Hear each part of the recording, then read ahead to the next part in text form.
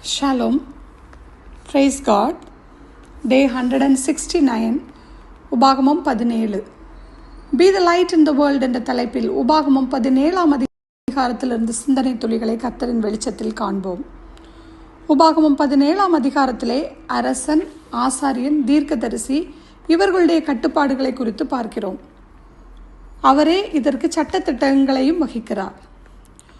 உபாகமம் 17 1ஆம் வசனத்தை வாசிக்கும் போது, இந்த வசனத்தின் மூலம் கர்த்தருக்கு காணிக்கையாக கொண்டு வரப்படும் எதுவும் குறைவற்றதாக இருக்க வேண்டும் என்று நாம் பார்க்கிறோம்.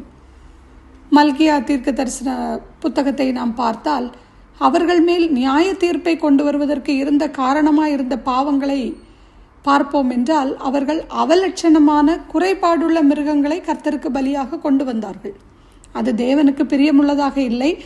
தேவனோடு உள்ள உறவிலே, பணக்காரியங்களிலே நாம் எவ்வளவு உண்மை உள்ளவர்களாக இருக்கிறோம் என்று நாம் சிந்தித்து பார்ப்போம். கர்த்தருக்காக நாம் எப்போதுமே சிறந்ததை கொடுக்க வேண்டும். உபாகமம் 17 வசனங்கள் 2-5 வரை வாசிக்கும் போது, இந்த வசனங்கள் விக்கிரக ஆராதனைக்கு விரோதமாக திட்டவட்டமான ஒரு கட்டளையாக இருக்கிறதை காண்கிறோம். விக்கிரக ஆராதனை செய்கிறவர்களை கல்லறிந்து கொல்லப்பட வேண்டும் என்று கர்த்தர் சொல்லுகிறார். இது கொஞ்சம் கடினமாக இருந்தாலும் கிரேக்க மக்கள் அநேகர் சூரிய சந்திர நட்சத்திரங்களை வணங்கி கொண்டிருந்தார்கள். அவர்கள் படைத்தவரை தொழுது கொள்வதை விட்டுவிட்டு படைப்புகளை தொழுது கொண்டார்கள். இதெல்லாம் மேபி அந்த பாபேல் கோபுரத்திலிருந்து ஆரம்பித்திருக்கலாம் என்று நான் நினைக்கிறேன்.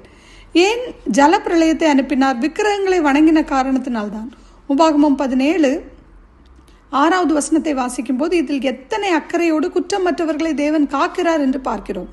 2-3 சாட்சிகளை கொண்டு உறுதி செய்த பின்னரே தண்டனை நிறைவேற்றப்பட வேண்டும் என்று தெளிவாக கூறுகிறார். கர்த்தர் எல்லா செயல்களிலும் நீதி உள்ளவர், நியாயமானபடியே காரியங்களையும் செய்வார். சங்கீதம் 106:15, அப்பொழுது அவர்கள் கேட்டதை அவர்களுக்கு கொடுத்தார், அவர்கள் ஆத்துமாக்களிலோ இளைப்பை அனுப்பினார். இது வனாந்திர பிரயாணத்தின் அனுபவத்தை பற்றி சொல்லப்பட்டிருக்கிறது. தேவன் நாம் கேட்டதையெல்லாம் கொடுத்து விட்டால் அது உலகத்திலே பெரிய தவறாக இருக்கும். நம்மேல் கிருபையாக இருக்கிறபடியினாலே தான் நாம் கேட்கும் எல்லா காரியங்களையும் நமக்கு கொடுக்காமல் இருக்கிறார். உபாகமம் 17 8வது வசனத்தை வாசிக்கும் போது, ஏதாவது ஒரு குறிப்பிட்ட காரியத்தை குறித்து இருவருக்குள்ளே கருத்து வேறுபாடுகள் இருந்தால் 2 பேர் சொல்லுவதும் சரியானது போல் தோன்றும் போது அவர்கள் என்ன செய்ய வேண்டும்? இதை நாம் வசனங்கள் 9-11வது வசனங்களை வாசிக்கும் போது, முதலில் அவர்கள் பிரச்சனைகளை ஆசாரியனிடத்தில் கொண்டு செல்ல வேண்டும். அதற்கு பின்பு அவர் சொல்லும் தீர்மானத்தின்படி அவர்கள் அடங்கி இருக்க வேண்டும். அதற்கு கீழ்ப்படியவில்லை என்றால் மரண தண்டனை கொடுக்கப்பட்டது. இதை பயன்படுத்திய ஒரே ஒரு இடம் வேதத்தில் பார்ப்போம் என்றால், ஆகாய் 2:11வது வசனத்தை வாசித்து பார்க்கலாம். தொடர்ந்து அரசனை குறித்து கர்த்தர் வசனம் 15 சொல்கிறார். இந்த கட்டளைகளை சாலோமன் ராஜா கடைபிடிக்கவில்லை என்று பார்க்கிறோம். முதலாவதாக அநேக குதிரைகளை சம்பாதித்தான்.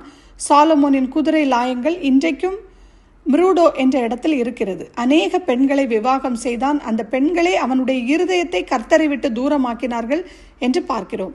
அடுத்து வெள்ளியும் பொன்னும் தனக்கு மிகுதியாய் சேர்த்து வைத்தார். உபாகமம் 17:18-20வது வசனங்களை வாசிக்கும் போது, ஒரு அரசன் கர்த்தருடைய வார்த்தையை தன்னிடத்தில் வைத்து அதை நன்றாக அறிந்தவனுமாய் இருக்க வேண்டும். தனக்கென்று ஒரு பிரதியை வைத்திருப்பதை குறித்தும் ஜாக்கிரதையாக இருக்க வேண்டும். ஒவ்வொரு நாளும் அதை வாசித்து அதன்படி நடக்கக்கூடியவனாக இருக்க வேண்டும். தன் ஜீவன உள்ள நாளெல்லாம் வாசிக்க வேண்டும். அவர்கள்தான் ராஜ்யத்திலே நீடித்து வாழ்வார்கள் என்று இந்த அதிகாரத்திலே நாம் பார்க்கிறோம். ஆமீன். நாம் ஜெபிப்போம். இரக்கமுள்ள தகப்பனே, உபாகமம் 17ஆம் அதிகாரத்தின் மூலமாக அரசன், ஆசாரியன், தீர்க்கதரிசியை குறித்து அவர்கள் எப்படி வாழ வேண்டும், எந்த விதமான சட்டத்திட்டங்களை அவர்கள் கடைபிடிக்க வேண்டும் என்று கற்றுக் கொடுத்தீரப்பா.